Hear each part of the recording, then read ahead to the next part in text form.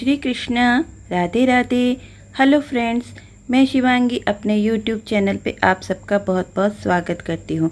आज मैं आपको श्रीमद् भागवत गीता के 12वें अध्याय का महात्मन पढ़कर सुनाने जा रही हूँ, जिसको सुनकर मानव को सद्गति प्राप्त होती है और अलौकिक शक्ति का अनुभव होता है। चलो शुरू करते हैं। सबसे पहले गणेश जी का स्मरण कर लेते हैं। ओम गंगणपते नमः। ओम गंगणपते नमः। ओम गंगणपते नमः। ओम गंगणपते नमः। ओम गंगणपते नमः। श्रीमद् भागवत गीता के 12वें अध्याय का महात्मन। श्री महादेव जी कहते हैं, पार्वती, दक्षिण दिशा में कोल्हापुर नाम का एक नगर है जो सब प्रकार से सुखों का आधार, सिद्ध महात्माओं का निवास स्थान तथा सिद्धि प्राप्ति का क्षेत्र है। वह पराशक्ति भगवती लक्ष्मी का प्रधान पीठ है। संपूर्ण देवता उसका सेवन करते हैं। वह पुराण प्रसिद्ध तीर्थ भोग एवं मोक्ष प्रदान करने वाला है। वहाँ करोड़ों तीर्थ और शिवलिंग है। रुद्र गया भी वही है। वह विशाल नगर लोगों में बहुत विख्यात है। एक दिन कोई युवक पुरुष उस नगर में आया। वह कहीं का राजकुमार था। उसके शरीर का रंग गोला, नेत्र सुंदर, ग्रीवा शंख के समान, कंधे मोटे, छाती चौड़ी तथा भुजाएं बड़ी बड़ी थी। नगर में प्रवेश करके वह सब और महलों की शोभा निहारता हुआ वह देवेश्वरी महालक्ष्मी के दर्शनार्थ उत्कंठित हो मणिकंठ तीर्थ में गया और वहाँ स्नान करके उसने पितरों का तर्पण किया। फिर महामाया महालक्ष्मी जी को प्रणाम करके भक्तिपूर्वक स्तवन करना आरंभ किया। राजकुमार बोला, जिसके हृदय में असीम दया भरी हुई है, जो समस्त कामनाओं को देती है तथा अपने कटाक्ष मात्र से सारे जगत की सृष्टि, पालन और संहार करती है, उस जगन्न माता महालक्ष्मी की जय हो। जिस शक्ति के सहारे उसी के आदेश के अनुसार परमेष्टि ब्रह्मा सृष्टि करते हैं, भगवान अच्युत जगत का पालन करते हैं तथा भगवान रुद्र अखिल विश्व का संहार करते हैं, उस सृष्टि, पालन और संहार की शक्ति से संपन्न भगवती पराशक्ति का मैं भजन करता हूँ। कमले, योगीजन तुम्हारे चरण कमलों का चिंतन करते हैं। कमलालये, तुम अपनी स्वाभाविक सत्ता से हमारे समस्त इंद्रिय गोचर विषयों को जानती हो। तुम ही कल्पनाओं के समूह को तथा उसका संकल्प करने वाले मन को उत्पन्न करती हो। इच्छा शक्ति, ज्ञान शक्ति और क्रिया शक्ति, ये सब तुम्हारे ही रूप हैं। तुम परा संवित परम ज्ञान रूपिणी हो। तुम्हारा स्वरूप निष्कल, निर्मल, नित्य, निराकार, निरंजन, अंतरहित, आतंग शून्य, आलंबहीन तथा निरामय है। देवी, तुम्हारी महिमा का वर्णन करने में कौन समर्थ हो सकता है, जो षट चक्रों का भेदन करके अंतकरण के 12 स्थान में विहार करती है। अनाहत ध्वनि, बिंदु, नाद और कला, ये जिसके स्वरूप है, उस माता महालक्ष्मी को मैं प्रणाम करता हूँ। माता, तुम अपने मुख रूपी पूर्ण चंद्रमा से प्रकट होने वाली अमृत राशि को बहाया करती हो। तुम ही परा, पश्यंती, मध्यमा और वैखरी नामक वाणी हो। मैं तुम्हें नमस्कार करता हूँ। देवी, तुम जगत की रक्षा के लिए अनेक रूप धारण किया करती हो।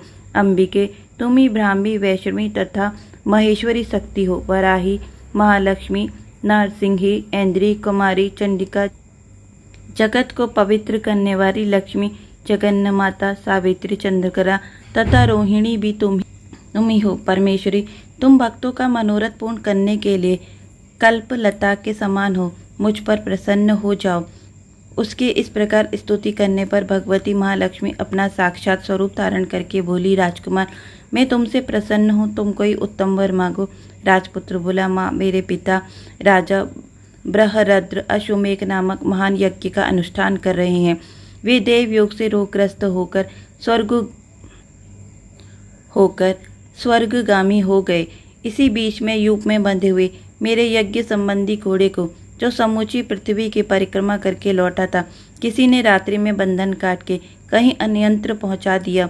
उसकी खोज में मैंने कुछ लोगों को भेजा था, किंतु वे कहीं भी उसका पता न पाकर जब खाली हाथ लौट आए, सब ऋषित्विजों से आज्ञा लेकर तुम्हारी शरण में आया हूँ। देवी, यदि तुम मुझ पर प्रसन्न हो तो मेरे यज्ञ का घोड़ा मुझे मिल जाए, जिससे यज्ञ पूर्ण हो सके। तभी मैं अपने पिता महाराज का ऋण उतार सकूंगा।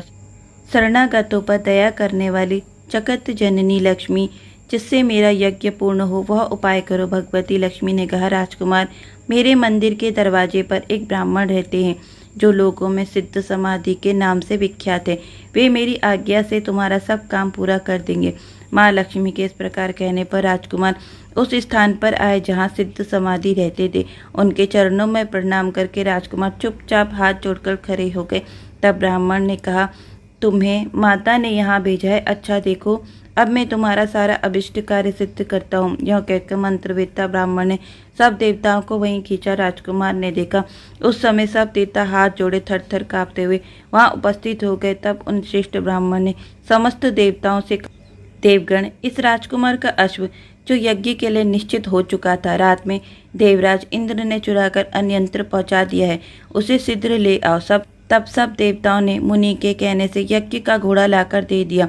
इसके बाद उन्होंने उन्हें जाने की आज्ञा दी। देवताओं का आकर्षण देखकर तथा खोए हुए अश्व को पाकर राजकुमार ने मुनि के चरणों में प्रणाम करके कहा, महाश्री, आपका यह समर्थ आश्चर्यजनक है।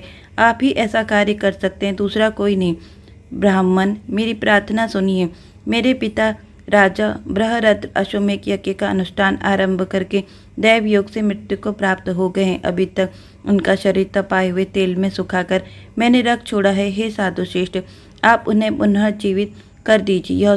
यह सुनकर महामुनि ब्राह्मण ने किंचित मुस्कुराकर कहा, चलो, जहाँ यज्ञ मंडप में तुम्हारे पिता मौजूद हैं, चले। तब सिद्ध समाधि ने राजकुमार के साथ वहां जाकर जल अभिमंत्रित किया और उसे उस शव के मस्तक पर रखा। उसके रखते ही राजा सचेत होकर उठ बैठे। फिर उन्होंने ब्राह्मण को देखा, पूछा, धर्मस्वरूप, आप कौन हैं? तब राजकुमार ने महाराज से पहले का सारा हाल कह सुनाया। राजा ने अपने को पुनः जीवन दान देने वाले ब्राह्मण को नमस्कार करके पूछा, ब्राह्मण, किस पुण्य से आपको यह अलौकिक शक्ति प्राप्त हुई है? उनके यह कहने पर ब्राह्मण ने मधुरवाणी में कहा, राजन, मैं प्रतिदिन आलस्य रहित होकर गीता के 12वें अध्याय का जप करता हूँ। उसी से मुझे यह शक्ति मिली है जिससे तुम्हें जीवन प्राप्त हुआ है। यह सुनकर ब्राह्मणों सहित राजा ने उस ब्रह्म ऋषि से गीता के 12वें अध्याय का अध्ययन किया। उसके महात्मा से उन सबकी सद्गति हो गई। दूसरे जीव भी उसके पाठ से परम मोक्ष को प्राप्त हो चुके हैं। इस प्रकार श्रीमद् भागवत गीता के 12वें अध्याय का महात्मन यहाँ पर पूरा हुआ। फ्रेंड्स, आपको यह महात्मन कैसा लगा मुझे कमेंट बॉक्स में ज़रूर बताना। जय श्री कृष्ण, राधे राधे।